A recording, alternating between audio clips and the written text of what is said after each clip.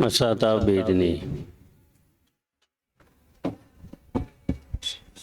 जब उदय में आती है तो लोगों को रुलाती है।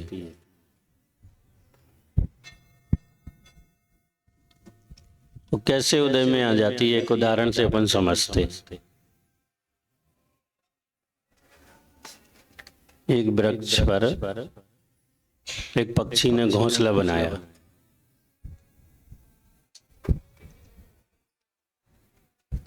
देखा होगा आपने, एक बया पक्षी होता है, बहुत सुंदर घोंसला बनाता है।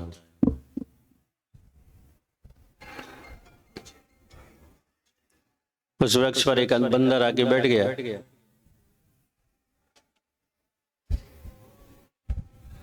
पानी गिर रहा था।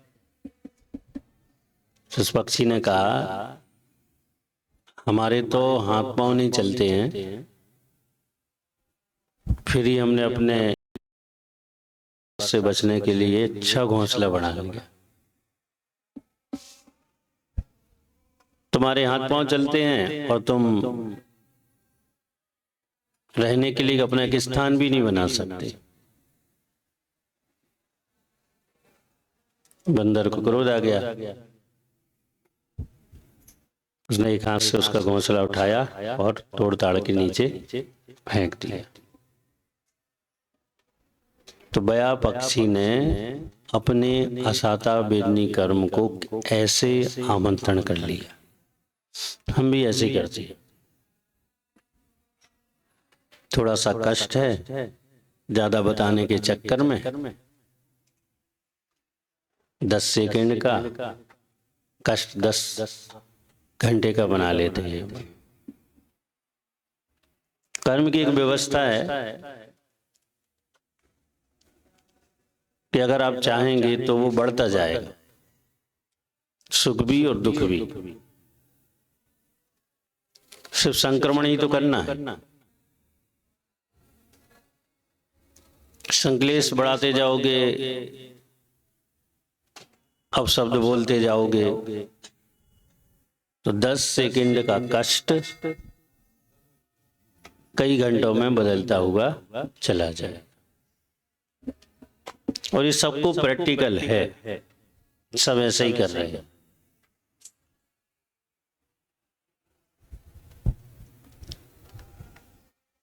तो आचार्य तो ये कहते हैं हमारे कि 10 सेकंड का कष्ट 10 सेकंड में समाप्त करने की योजना होनी चाहिए हमारे पास। एक कला होनी चाहिए, एक गुण होना चाहिए। और वो है कि हम उस काल में संक्लेश ना करें, कसाएं उदय में ना लाएं, शांति से और समता से उस कष्ट को सहने की कोशिश करें और सहें। परिणाम ये होगा कि वह फिर बढ़ेगा नहीं। चलो, ये तो असंभव अपन संभव करने की कोशिश कर रहे हैं। कठिन भी बहुत है कि कहना जितना सरल है, करना उतना कठिन नहीं होता है। लेकिन निरंतर अभ्यास किया जाए। जिन लोगों ने गृहस्थ जीवन में रहते हुए भी सहन किया, तो उन्होंने एक दिन के अभ्यास से सहन नहीं किया, कई भवों के अभ्यास से सहन किया। कई भाव में ऐसा अभ्यास हुआ, तब जाके वो इस भाव में सफल हुए और सह गए सब कुछ। तो अपन असाता बेदनी कर्म के आश्रव के संबंध में समझ रहे थे। तो ताप का मतलब होता है निंदा आदि हो जाने पर अंदर में जो परिणामों की उथल पुथल होती है।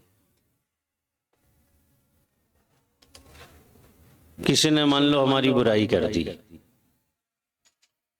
तुम ऐसे हो, तुम वैसे हो,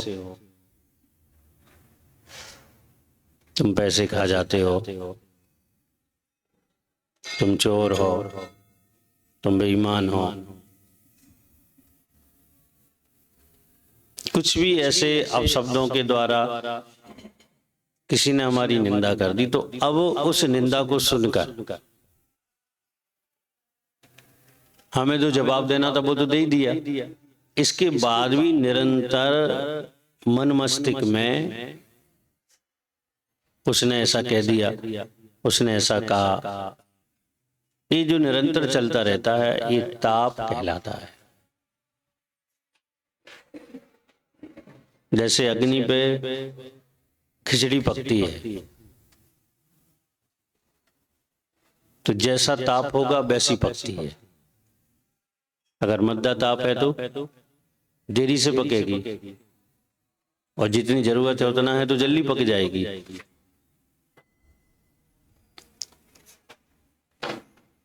ऐसे ही हमारे अंदर जैसा ताप होगा, तीव्र, मंद, मंदतर, तीव्रतम,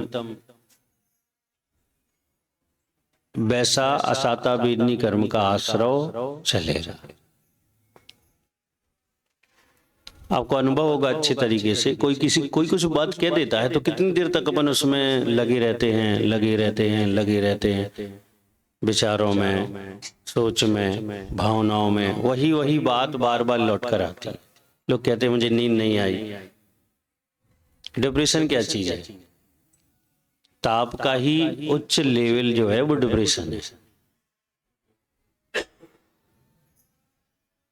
टेंशन कहते हैं, बहुत टेंशन में है हम, तो एक प्रकार का वो ताप ही चल रहा है आपके अंदर। किसी भी वजह से हो, किसी भी कारण से हो, अगर वो ऐसा ताप चल रहा है तो मतलब यह है कि असाता वेदनी कर्म का आश्रव निरंतर जीव को चल रहा है। क्या करना चाहिए? सुनकर निकालना चाहिए। ये बहुत बड़ी शक्ति है कि सुनने के बाद भी हम प्रतिक्रिया ना करें। सबसे बड़ी बीमारी है बोलने की। कैंसर से भी खतरनाक बीमारी है बोलने की। कैंसर तो एक भाव को समाप्त करेगा, और ये गिनती नहीं है कितने भाव को समाप्त कर देगा। और हम चुप रह नहीं सकते, हमें बोलने की आदत पड़ गई। रोटी नहीं पचती लोगों की अगर बोलते नहीं तो। बहुत लोग कहते हैं महाराज अगर मौन दे दोगे तो हम तो मर ही जाएंगे। हाँ, वो भी सही है, हम समझ रहे हैं कौन हो होती है दर्द।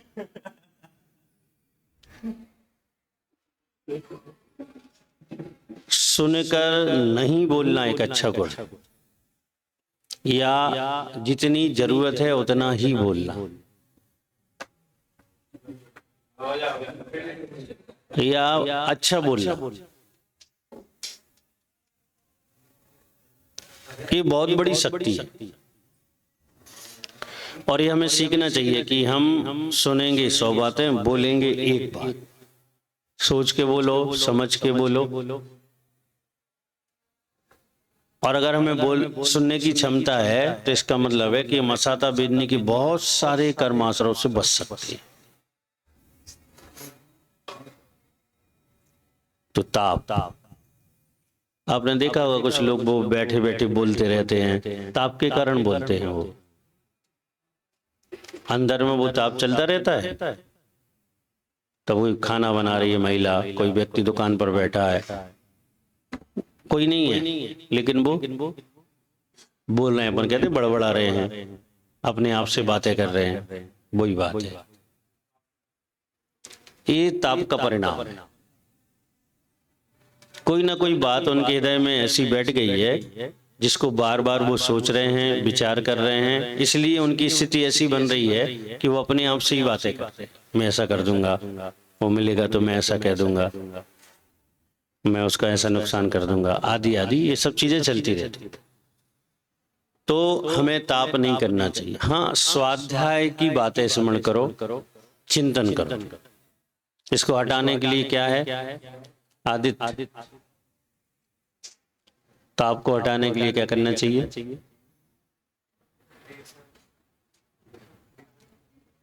चिंतन करना चाहिए।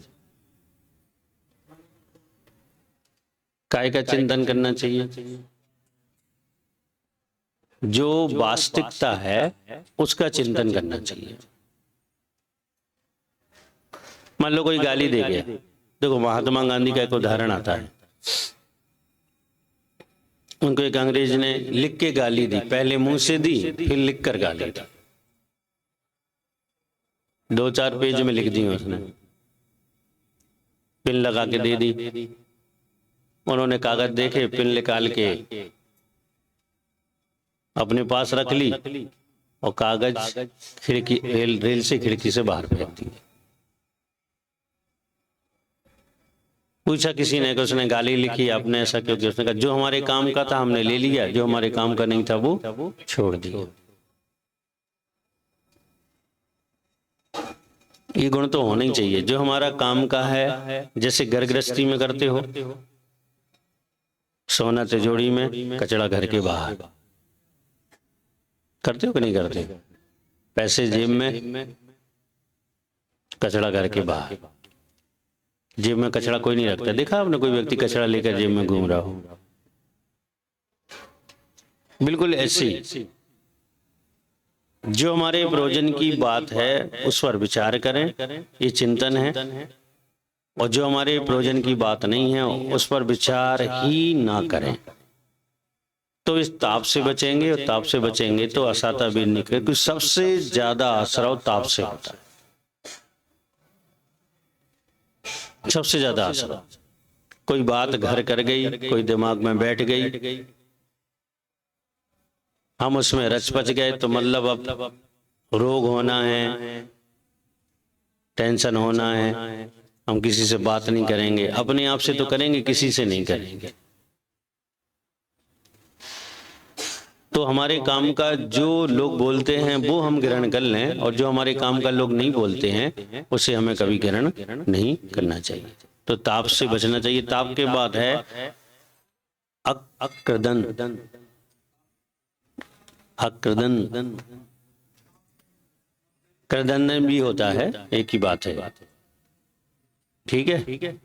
क्या इसका मतलब ये है पश्चाताप से आंसू गिराते हुए रोना। पश्चाताप से आंसू गिराते हुए रोना। अब पश्चाताप हमें कब होता है? 2 स्थितियों में पश्चाताप होता है। एक तो सम्यक दृष्टि को, सम्यक ज्ञानी को पश्चाताप होता है, तो वो इस बात का पश्चाताप होता है कि मेरे द्वारा पाप हुए, वो नहीं होने चाहिए थे। तो यहाँ उस पश्चाताप की बात नहीं चल रही। यहाँ पर लौकिक जीवन में इंद्रियों के विषयों की प्राप्ति नहीं होने पर मैं ऐसा उपाय नहीं कर पाया, उसका जो पश्चाताप होता है। मान लो किसी ने भोजन को बुलाया, आपने किसी कारण से कह दिया थोड़ी देर में आ रहे, वो व्यक्ति अपने घर चला गया। अब आपने थोड़ी देर बाद देखा कि कहाँ है वो, तो वो नहीं है वहां। अब आप ऐसे उपज के जा नहीं सकते, तो अब क्या होगा? पश्चाताप होगा। चले जाते तो ठीक था, काय को कह दिया थोड़ी देर में चलेंगे। ऐसी स्थिति बनते बनते ये दुख गहराई तक पहुंच जाए और आंसू भी आने लग जाए कि हमने ये गलती कर दी, उसने कहा था और तुरंत हमें वो काम कर लेना चाहिए था। ये पश्चाताप। 5 इंद्रियों के विषयों में उनकी चूकने पर, उनकी नहीं मिलने पर, उनके अलग हो जाने पर, हमारे छोड़ देने पर जो पछता, जैसे किसी ने त्याग कर दिया। आपने देखा होगा कुछ लोग होते हैं जो त्याग कर देते हैं, फिर वो पछताते हैं और बार बार रोते हैं, खेद प्रकट करते हैं कि काय को कर दिया, नहीं करते तो ठीक था। ये वाला जो पश्चाताप है ये असाता वेदनी कर्म के आश्रव का कारण है। अब कुछ लोग कहते हैं कि बाद में पछतावा होगा इसलिए त्याग नहीं करना चाहिए। कुछ लोग ये भी कहते हैं कि नियम टूट जाएगा तो भी त्याग नहीं करना चाहिए। ये वो लोग गलत कहते हैं। त्याग दृढ़ता से तो करना चाहिए ताकि पश्चाताप भी ना हो और नियम भी ना टूटे। और मान लो गृहस्थ जीवन में आप रह रहे हैं, इतनी भूल चूक करते हैं, इतने अतिचार अनाचार करते हैं, और अगर कोई नियम में कोई अतिचार लग गया तो उसकी प्रायश्चित भी एक मार्ग है। इसका मतलब ये नहीं है उसके कारण हम त्याग को छोड़ दें या त्याग के प्रति अनास्था बढ़ा लें, ये ठीक नहीं है। तो ध्यान रखना, 5 इंद्रियों के विषयों संबंधी किसी भी कार्य में, किसी भी विषय में पश्चाताप करके रोना क्या है? अकृदन है। तो ध्यान रखना, पश्चाताप करना है तो कौन सा पश्चाताप करो? जैसे आलोचना पाठ पढ़ो आप, वो भी एक पश्चाताप है। प्रतिक्रमण, वो भी एक पश्चाताप है। अध्यात्म और धार्मिक पश्चाताप तो कर्म निजरा का कारण बनता है, लेकिन लौकिक कार्यों में नहीं प्राप्त कर पाए, चूक गए, उसके लिए जो पश्चाताप होता है उसमें असाता वेदनी कर्म का आश्रय जीव के लिए होता है। इसके बाद उन्होंने कहा वध, किसी के प्राणों का हरण करना क्या है? वध है। बिना देखे काम करना वध है। अब घर गृहस्थी का, दुकान का, मकान का, कोई भी काम कर रहे हैं, अब झाड़ू लगाना है, लगा दो बस। अब वहां जो जीव जंतु हैं, चींटी आदि हैं, वो क्या होंगे? मरेंगे। तो वो वध है, असाता वेदनी कर्म का आश्रय होगा। अब आपको हमने जानबूझ के थोड़ी मारा, तो ये जानबूझ के मारने बराबर ही है, क्योंकि आपने पहले देखा नहीं है। आप देख लेते, फिर आराम से सफाई करते, उनको आराम से अलग करते, तो फिर ये वध नहीं होता। मान लो चींटी मर भी जाती तब भी वध नहीं होता, क्योंकि आप सावधान थे। तो वध का मतलब होता है किसी के प्राणों का घात कर देना, यानी जान से मार देना। इसीलिए तो हमारे यहाँ संकल्पी हिंसा का त्याग होता है। जैनियों का 8 वर्ष अंतर्मुहूर्त के बाद संकल्पी हिंसा का त्याग हो जाता है। तुम्हारे संकल्पी हिंसा का त्याग किस किस का है? संकल्पी हिंसा का त्याग किया किसी ने? किया?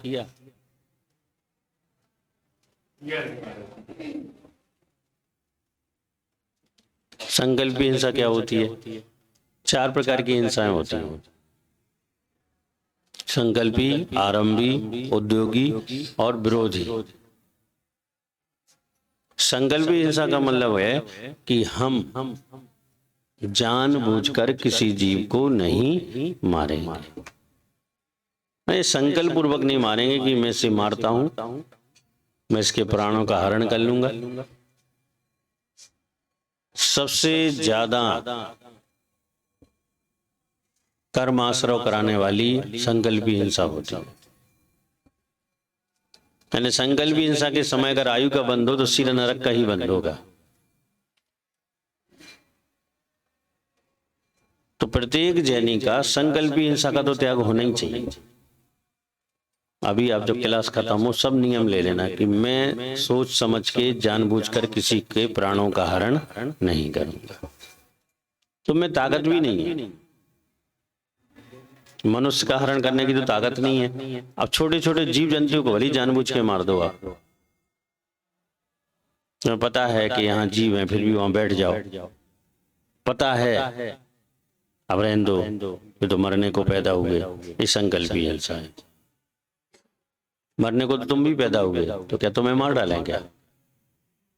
जो पैदा हुआ सब मरेगा वो। लेकिन हमारे द्वारा किसी की जानबूझकर सोच समझकर हिंसा नहीं होनी चाहिए। दूसरी होती उद्योगी व्यापार में जो होती है, अब उसके लिए आप कुछ नहीं कर सकते, सिर्फ सावधानी बरत सकते, लेकिन वो होगी क्योंकि आपको व्यापार करना है। तीसरी होती आरंभी, जो घर गृहस्थी के कार्यों में होती है, झाड़ू लगाने में, बर्तन मांजने में, भोजन बनाने में, साफ सफाई करने में। इसमें आप सावधानी रख सकते, इसे छोड़ नहीं सकते आप, क्योंकि आपको वो करना ही पड़ेगा। चौथी होती विरोधी।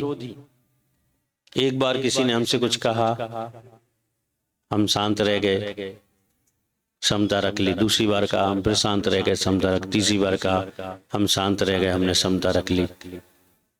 अब जब पानी सिर से ऊपर हो गया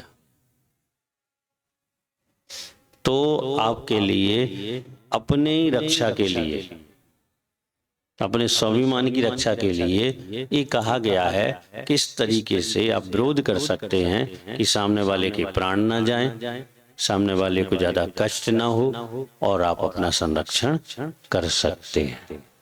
ये क्या है? विरोधी हिंसा। उसका बहुत अच्छा उदाहरण है, जैसे मान लो कोई देश भारत पे हमला कर दे,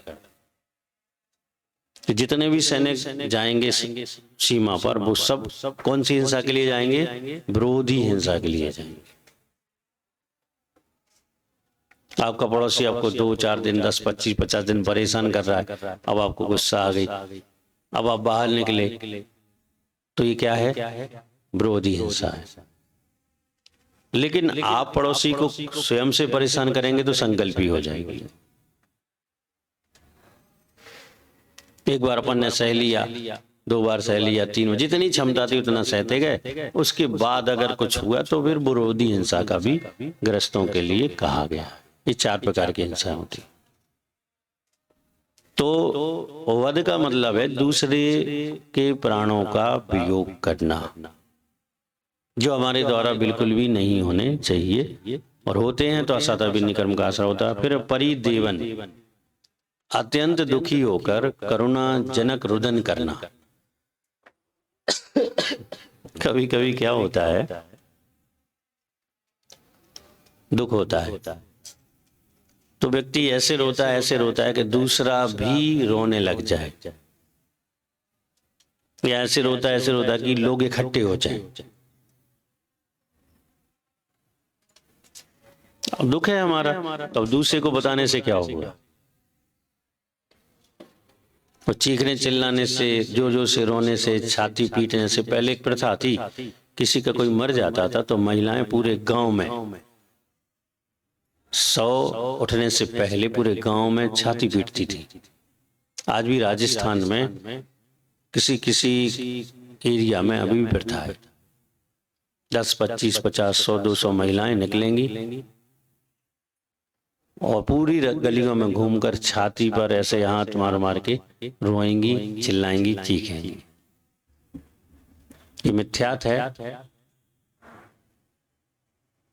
या धर्म है? ऐसा होना नहीं चाहिए। लेकिन पहले ऐसी प्रथाएं थी, अब तो बहुत सी प्रथाएं जो मिथ्यात थी, रूढ़ी थी, खत्म हो गई। लेकिन अभी भी राजस्थान आदि में अभी भी कायम है, जैनेतर लोगों में कायम है। तो ये रुदन करना है ऐसा कि दूसरा प्रभावित हो जाए, दूसरा प्रभावित, करुणाजनक, मुझे तकलीफ है, मेरे ऐसा हो गया, उसने ऐसा कर दिया मेरे साथ ऐसे ही होता है।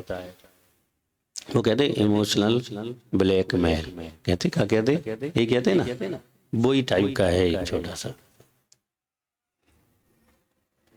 तो इससे भी असाता वेदनी कर्म का आश्रय होता है।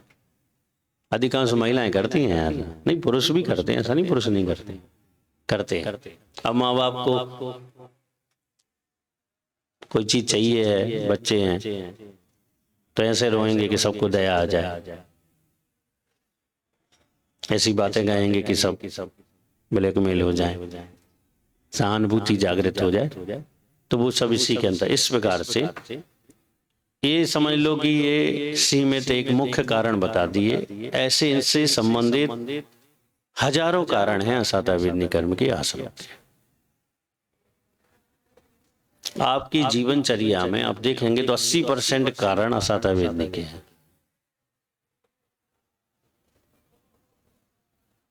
आटा निकाला आपने मारने के लिए, महिलाओं से कह रहा हूं, थोड़ा सा मोटा है,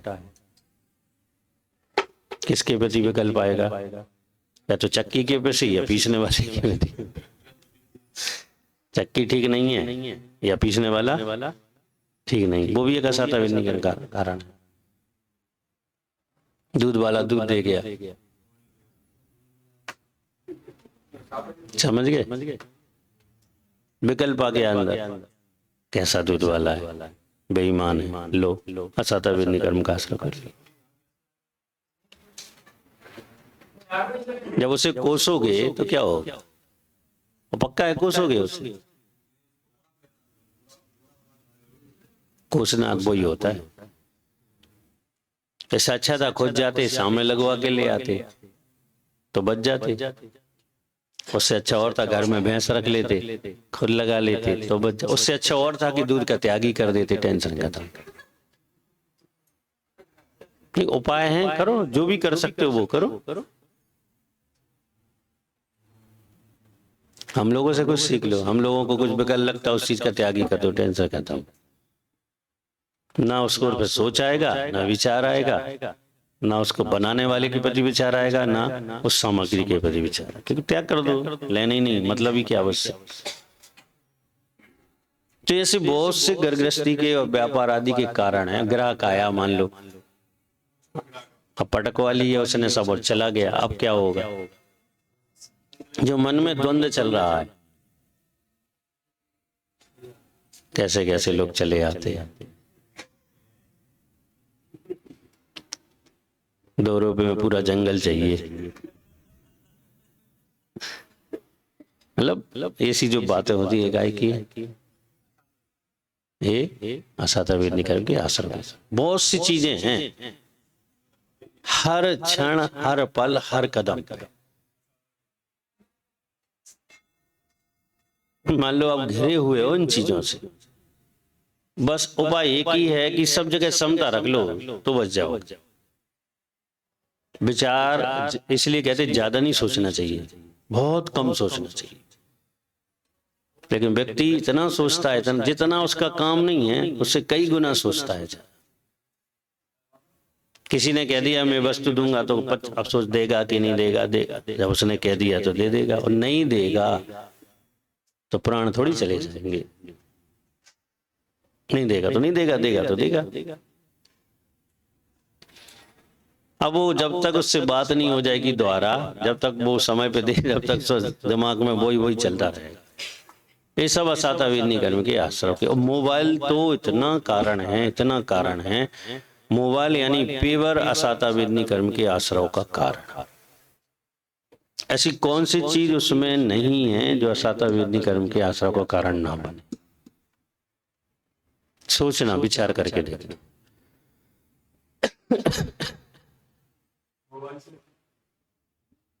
नहीं बोलो, हम बताए दे रहे हैं। जैसे आप अभी कह रहे हैं 80% हमारे गृहस्थी में हमने दुकानदारी करते हैं, तो ज्यादा ही हुआ। वही तो कह रहा हूँ। अब क्या सब समझदार हैं? तो कुछ विषय ऐसे हैं कि हमारे समझाने के नहीं है, कुछ वैसे विषय ऐसे कि आप एक सेकंड में समझ गए हो तो विस्तार करने की जरूरत नहीं है। लेकिन इस सब असाता विधि कर्म का आज आपको जो खुशी मिल रही है उस मोबाइल के चलाने से, अथवा मेरे हाथ में जो मोबाइल एप्पल का है, आईफोन है, ये है वो है, ये खुशी मिल रही है, इसके बदले में इतने दुख मिलना है, इतने दुख मिलना है कि आप सोच भी नहीं सकते। नहीं, वो तो सही, भोग सामग्री जितनी वैभवशाली होगी उतना ज्यादा कर्म का असर होगा, बिल्कुल पक्की बात है। तो मतलब ये है कि ये असाता विधि कर्म के और भी बहुत सारे हमारे जैसे जैसे असुरूप परिणाम हैं, वो सब असाता विधि कर्म के आश्रय हो जाते हैं। ठीक है, अब पूछना हो तो कुछ पूछ सकते।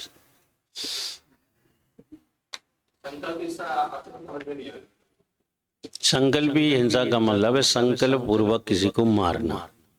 अब इसका मतलब ये है कि आप जान रहे हो कि यहाँ चींटी है, फिर भी आप वहां बैठ रहे हो, यानी वो मर जाएगी, ये सोचकर कि ठीक है अब जहां देखो तहीं फिरते रहते हैं तो मन नहीं है, नहीं, तो ये संकल्पी हिंसा है। क्योंकि आप जान गए हो कि यहाँ जीव है, फिर वो काम कर रहे हो और वो प्रार्थना हो रही है, तो संकल्पी हिंसा है।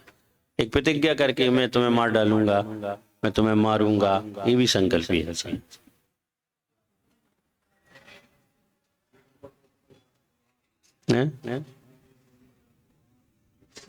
वो तो आरंभी है, वो आरंभी है। लेकिन आपको सामने जीव दिख रहा है, फिर आप कुछ कर रहे हैं, तो वो संकल्पी हो सकती है। बोलो। चौथी विरोधी।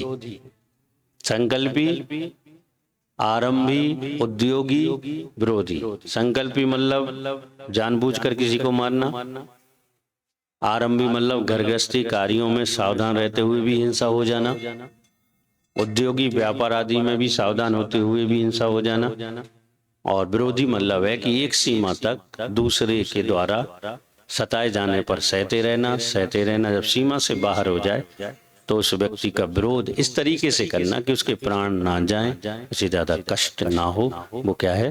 विरोधी हिंसा होती है। अपनी रक्षा के लिए फिर दूसरे को कष्ट देना, ये विरोधी हिंसा है।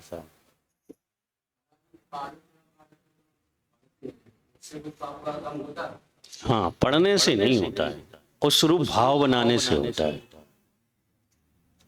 आपकी पढ़ते साथ साथ भाव वासना भी चलनी चाहिए कि हाँ मैंने ऐसा किया है, स्वीकार होना चाहिए। स्वीकार अगर आप करोगे और फिर शब्दों से जो पढ़ रहे हो वो पश्चाताप, खेद चलेगा जो कि मेरे द्वारा ऐसी गलती हुई है, उससे अनुभाग और स्थिति कम हो सकती है करने की।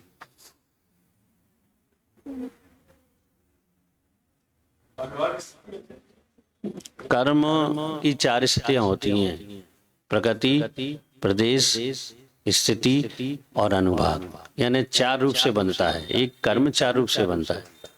स्वभाव, जैसे वेदनी कर्म बना तो उसका स्वभाव है कष्ट देना, तो साथ में कष्ट आएगा। वेदनी आया है तो कष्ट आएगा साथ में, उसका स्वभाव है। प्रदेश यानी वेदनी कर्म रूप जो कर्म वर्णाएं थी वो आएंगी, उनके प्रदेश आएंगे तो प्रदेश हो गया।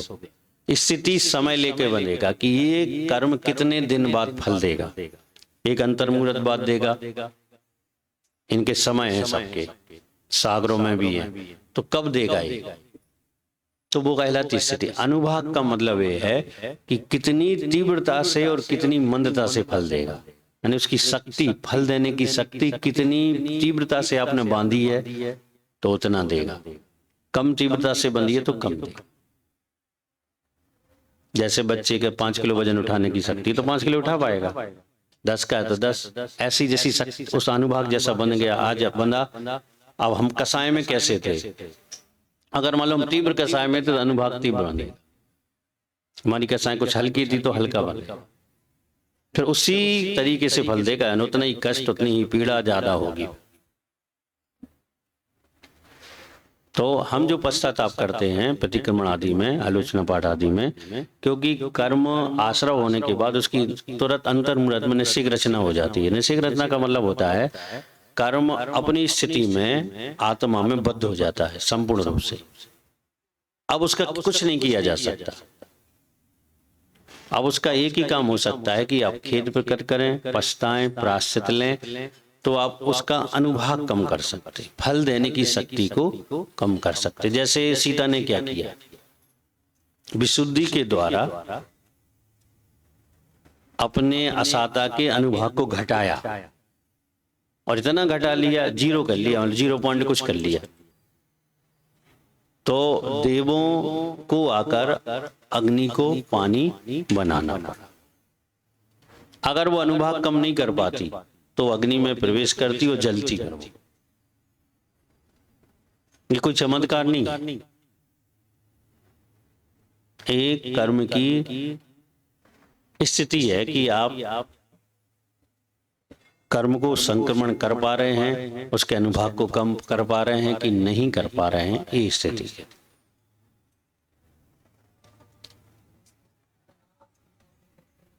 बहुत सरल उपाय है, तनाव और चिंता से मुक्ति का बहुत सरल उपाय। धर्म ध्यान करो, चिंतन करो, कर्म सिद्धांत का चिंतन करो। जितने अच्छे तरीके से कर्म सिद्धांत का चिंतन कर पाओगे उतने शीघ्र तनाव हमारे अंदर से चला जाएगा, शिकन भी नहीं आएगी चेहरे पर, कितनी ही गंभीर और बड़ी समस्या हमारे सामने आ जाए, क्योंकि हमारे पास चिंतन है कर्म सिद्धांत का कि होगा वही जो जैसा कर्मोदय में आएगा। तो हम अपनी ऊर्जा को कहीं और इन्वेस्टमेंट ना करके कर्म के अनुभाग को घटाने के लिए करें। अपन उल्टा करते हैं, उस ऊर्जा को संकलेश में लगा के कर्म के विपाक को बढ़ाते हैं, जबकि अपने ऊर्जा को सकारात्मक तरीके से लगा के उसके अनुभाग को कम करना चाहिए।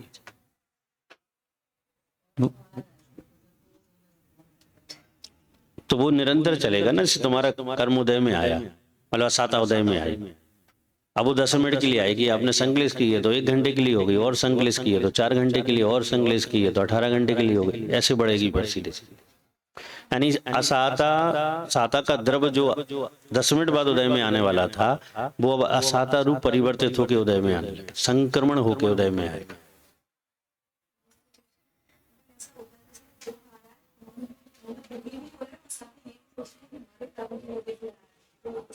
तो वो मध्यम स्थिति बनेगी तो मध्यम फल मिलेगा। दुखी तो होने नहीं चाहिए। अगर आप चिंतन है तो दुखी नहीं है, चिंता है तो दुखी हो आप। चिंतन में दुख होने का सवाल ही नहीं, क्योंकि आप नकार चुके ना उस चीज को कि ये तो होना ही है ऐसा, तो अब मुझे अब दुख नहीं करना है। जब एक बार दिमाग से बात निकल जाएगी तो चिंतन चलेगा निरंतर। कठिन काम है, सरल नहीं है, आसान नहीं। जितने तरीके से हम कह रहे हैं उतना तरीके से आसान नहीं है। अभ्यास चाहिए, बहुत ज्यादा अभ्यास चाहिए।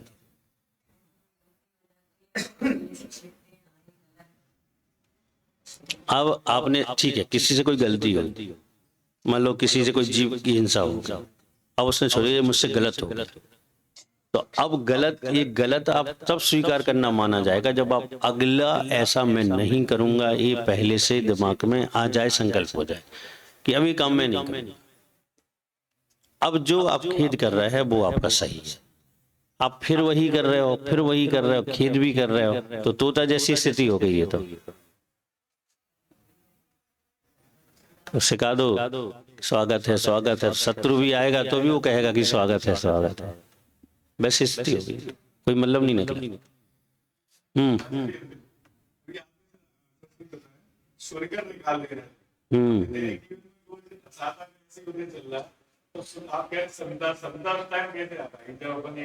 वो ठीक है, तुम्हारी बात बहुत कठिन काम है, बिल्कुल सही है, बिल्कुल। लेकिन अब अपन उस असाता को बढ़ाएं तो ना, तो बढ़ाना नहीं है तो फिर चिंतन करो, धर्म ध्यान करो, अच्छा सोचो। ये कर्म का उदय है, जब तक ऐसे ही चलेगा, हम विकल्प क्यों कर रहे हैं, हम धर्म ध्यान करें, ऐसा विचार करो। क्योंकि बढ़ाने से तो मतलब नहीं है ना, घटाने से तो मतलब है। पहले ये बात समझ लो कि ऐसा करने से बढ़ता है और ऐसा करने से घटता है। चाहे पता होता है कि ये दवाई सिर दर्द की है तो हम जल्दी खा लेते हैं, और 10 रखी हो पता ना हो तो हम पूछ के खाते हैं। तो पहले हम अपने आप को एहसास तो दिलाएं कि जो उदय आया है ये हमारे ही कर्म का उदय है, मेरे द्वारा किया हुआ है, इसको हम कुछ नहीं कर सकते, लेकिन इसके द्वारा आगे ऐसा कर्म और ना बंधे, हम ऐसा कर सकते। हो गया, ठीक है।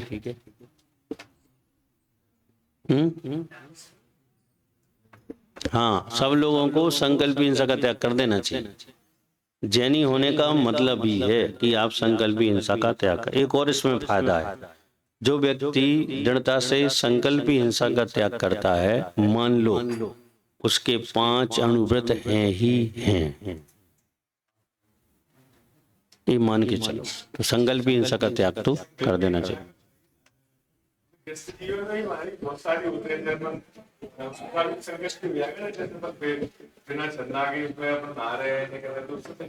नहीं, वो आरंभी में जाएगी।